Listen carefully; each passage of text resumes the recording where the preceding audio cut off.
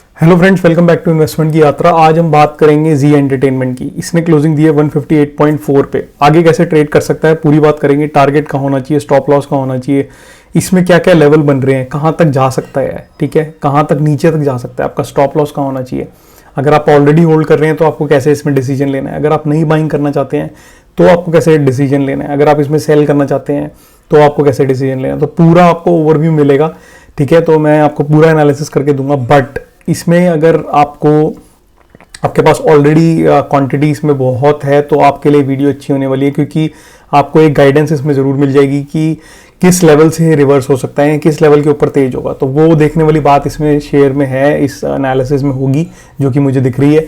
तो अगर आप वीडियो को एंड तक देखेंगे तो आपको पूरा एनालिसिस एक डिसीजन मेकिंग में आपकी हेल्प होगी। साथ में अगर आप चैनल पे नए हैं तो ये चैनल जो है सिर्फ स्विंग ट्रेड का है। स्विंग ट्रेड से रिलेटेड मैं स्टॉक्स लेके आता हूँ। लोगों की रिक्वेस्ट अगर कोई होती है कि इस स्टॉक पे एनालिसिस करके दो तो वो लेके आता हूँ मैं, और बहुत आपको इंडिपेंडेंट बनाता हूँ कि आप खुद चार्ट पे खुद रीड कर पाओ, आप खुद का एक व्यू बना पाओ, अपने फाइनेंशियल एडवाइजर से पूछ के ट्रेड लो। क्योंकि मेरा सिर्फ एक व्यू होता है, मैं कोई किसी को रिकमेंडेशन नहीं देता। बट अगर आपका खुद व्यू खुद स्ट्रांग होगा, आप खुद लर्न कर सकेंगे, वो मैं आपको सिखा सकूंगा, तो आपके लिए वो बेनिफिट करेगा लॉन्ग रन में। तो वही मेरा एक मोटिव होता है कि आपको सिखाऊं और अच्छे अच्छे स्टॉक लेके आऊं, ताकि अगर आप होल्ड कर रहे हैं तो आपको डिसीजन मेकिंग में हेल्प हो, ठीक है, एक गाइडेंस हैंड हो आपके साथ।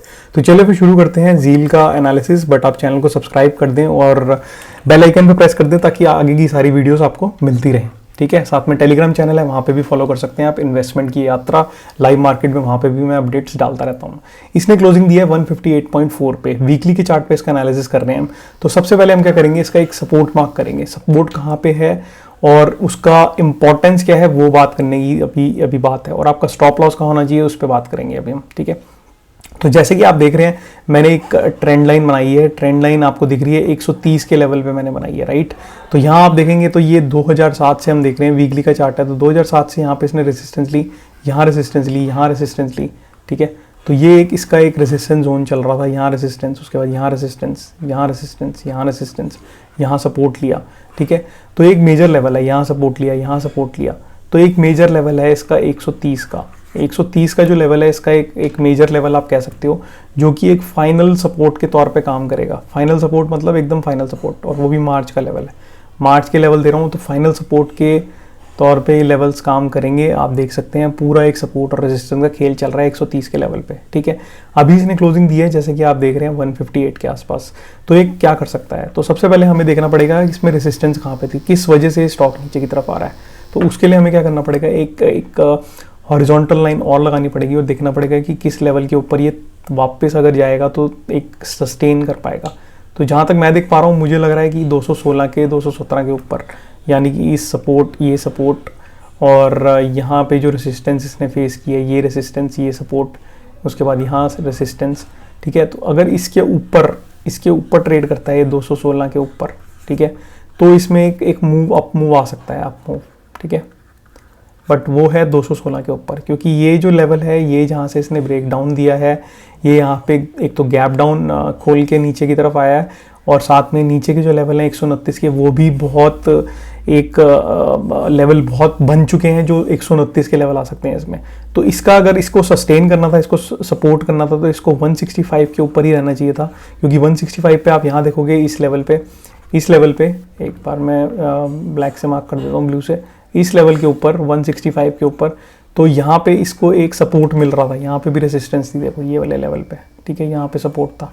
तो ये जो 162 का लेवल था, ये बहुत ही इंपॉर्टेंट लेवल था, 165 का लेवल। तो इसको यहीं पे रुकना चाहिए था, बट ये यहाँ रुका नहीं, ये नीचे की तरफ आ गया। अब इसके जो लेवल लग रहे हैं मुझे 129 के लग रहे हैं कि 129 पे आएगा। बट 129 इसका मेजर सपोर्ट होगा, जो कि 2007 से लेकर अभी तक एक रिस्पेक्ट दे रहा है। कोविड में भी आपको देखने को मिला कि 129 तक आया ये शेयर, इसने टच करा और वापस ऊपर की तरफ चला गया। तो इसमें अभी जिस हिसाब से इसमें गिरावट आ रही है वो 129 के लेवल आपको दिखा सकता है। 129 के लेवल अगर इसमें आते हैं तो वहाँ से एक रिवर्सल लेके आपको ऊपर की तरफ जाता हुआ दिख सकता है। बट इसमें जो मेजर पॉइंट है वो ये है कि 216 जब तक नहीं काटेगा तब तक ये तेजी नहीं पकड़ेगा। 216 के बीच में इसलिए कह रहा हूँ क्योंकि इसने यहाँ पे रेंज बना ली है, देखिए रेंज बना के ट्रेड कर रहा है। तो जब तक ये लेवल को नहीं काटेगा और इस गैप को फिल नहीं करेगा तब तक ये तेज नहीं हो सकता, तब तक ये एक धीरे धीरे मूवमेंट ही देगा स्टॉक के अंदर। तो अगर आप नई बाइंग करना चाहते हैं तो मेरी रिकमेंडेशन यही रहेगी 216 से पहले बिल्कुल ना करें।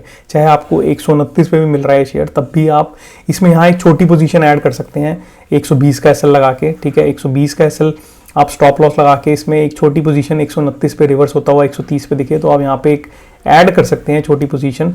ये मेरी कोई रिकमेंडेशन नहीं है, खुद का एनालिसिस करके ऐड कर सकते हैं तो फाइनेंशियल वजह से पूछ के। बट यहाँ पे 130 पे आप थोड़ी सी क्वांटिटी ऐड कर सकते हैं और अगर आपको 216 को क्रॉस करता हुआ दिखे तो आप और क्वांटिटी इसमें बढ़ा सकते हैं। बट अभी के लिए अभी जिस हिसाब से बीच में ट्रेड कर रहा है 158 पे, इसमें यहाँ पे बिल्कुल ऐड ना करें।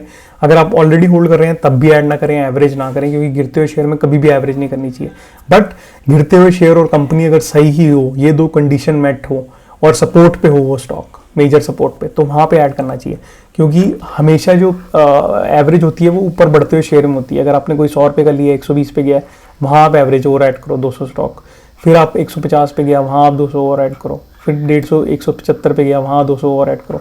तो आपकी एवरेज ऊपर की तरफ होती है। अगर आपने 100 पे कुछ लिया है वो 50 पे आ गया है, फिर आप ऐड कर रहे हो 200, फिर वो 25 पे आ गया, फिर आप ऐड कर रहे हो। क्योंकि जो स्टॉक 50% ऑलरेडी गिर रहा है वो 50% और गिर सकता है। 25 पे आप फिर 200 ऐड कर रहे हो, यहाँ से फिर वो 50% गिर सकता है, 12 रुपये पे आ जाएगा। तो कभी नीचे गिरते हुए पे नहीं।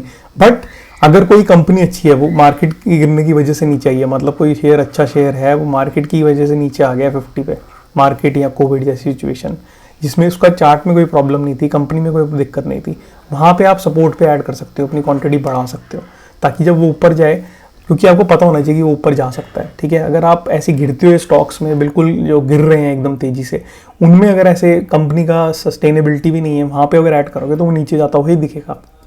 तो यहाँ पे मेरी रिकमेंडेशन रहेगी 158 पे अभी पोजीशन ऐड ना करें, 130 के आसपास ही अपनी पोजीशन में एक छोटा पोजीशन ऐड करें, नई क्वांटिटी, या फिर ऑलरेडी होल्ड कर रहे हैं तो उसमें एवरेज करने का 130 के आसपास सोचें, साथ में एसएल लगा के 120 का, ताकि 10 पॉइंट का आपका एसएल हो जो भी आप नई क्वांटिटी ऐड कर रहे हैं। बट ऊपर की तरफ आपको एक टारगेट मिल जाएगा 90 पॉइंट्स का, तो 216 पे जाता हुआ आपको दिखेगा, वहाँ पे आप एक छोटा सा एग्जिट मार सकते हैं, आपको मिलेगा एग्जिट, क्योंकि आपकी एवरेज कम हो चुकी होगी।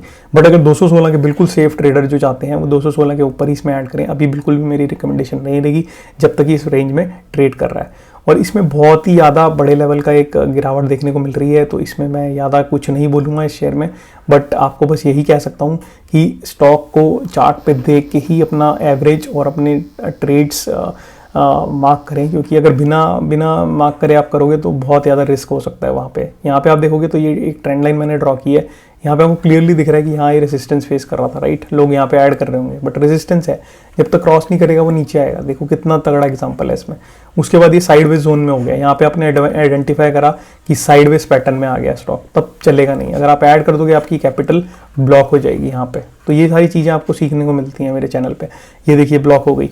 उसके बाद जब इसने यहाँ पे ब्रेकआउट दिया, यहाँ पे आपको ऐड करना था, आपने क्या करा, मोमेंटम ट्रेडिंग यहाँ पे करी, मूवमेंट पकड़ा इसका, मोमेंटम करा यहाँ पे, ठीक है।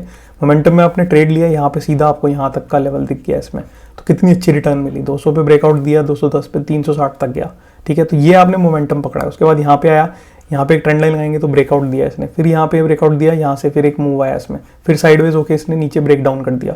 अब नीचे की तरफ ट्रेड कर रहा है, जब तक इस पे नहीं आएगा तब तक ऊपर नहीं जाएगा। तो ये सारी चीज़ें आप आइडेंटिफाई करोगे चार्ट पे, तभी आप एक अच्छे ट्रेडर या फिर अच्छे स्टॉक और मूवमेंट को पकड़ सकते हो, ठीक है। तो ये मैंने आपको इसमें ओवरऑल बता दिया इसमें क्या करना है आपको। 216 के बाद तेज होगा, इसमें टारगेट आपको फिर 360 के दिख सकते हैं, बट अभी के लिए 130 पे आ सकता है, और 162 के ऊपर ट्रेड करेगा तो भी एक रिवर्सल ले सकता है, क्योंकि यहाँ पे एक सपोर्ट, अच्छा सपोर्ट है, यहाँ रेजिस्टेंस और ये सपोर्ट का काम कर रहा है। बट जैसे कि हम देख रहे हैं कि 162 के नीचे ट्रेड कर रहा है अभी ये, तो अभी के लिए इतना सेफ नहीं है जब तक ये 165 के ऊपर नहीं आता, ठीक है। तो पूरा एनालिसिस कर दिया। कोई भी आपको डाउट हो आप मेरे से पूछ सकते हो। इसमें वॉल्यूम देखोगे तो वॉल्यूम भी ठीक ठाक इंक्रीज हो रही है पिछले कुछ टाइम से, 2020 के आसपास से।